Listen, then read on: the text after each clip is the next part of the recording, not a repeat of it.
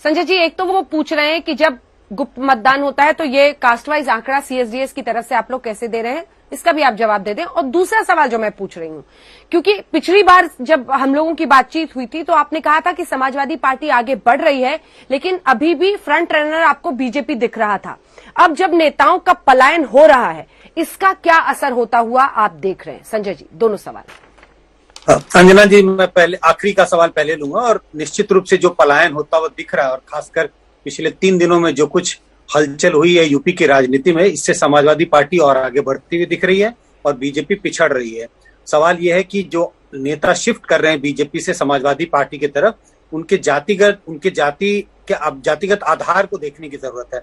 अगर ये नेता किसी ऊंची जाति से होते तो शायद उतना ऑप्टिक्स नहीं बनता। समाजवादी पार्टी को गिनती में तो जरूर फायदा होता, लेकिन उसका जो चुनावी असर उतना शायद नहीं होता।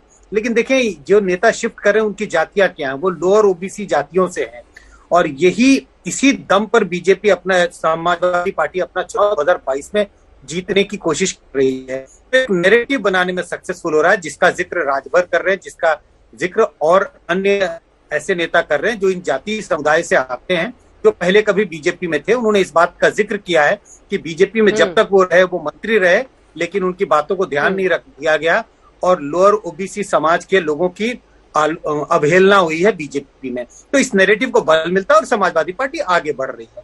रही बात की इन आंकड़ों का, ये आंकड़े कैसे हमारे तक आते हैं, मुझे लगता है कि पूरे एक विधि है जिसको हम सर्वेक्षण कहते हैं। सर्वे के आधार पर लोगों से तरह तरह के सवाल पूछे जाते हैं।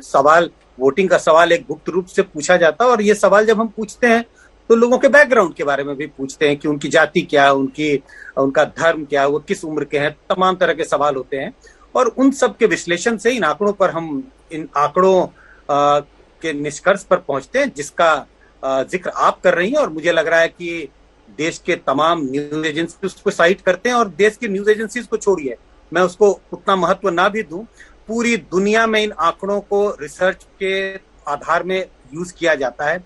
अब डॉक्टर साहब नहीं समझ पा रहे हैं तो मैं नहीं कह सकता, लेकिन पूरी दुनिया में कम से कम 10-20 ऐसे पीएचडी होंगे जो इन आंकड़ों के सहारे हैं। तो मुझे लगता है इसकी मान्यता तो इस आधार पर माननी पड़ेगी कि कुछ तो इन आंकड़ों में दम होगा।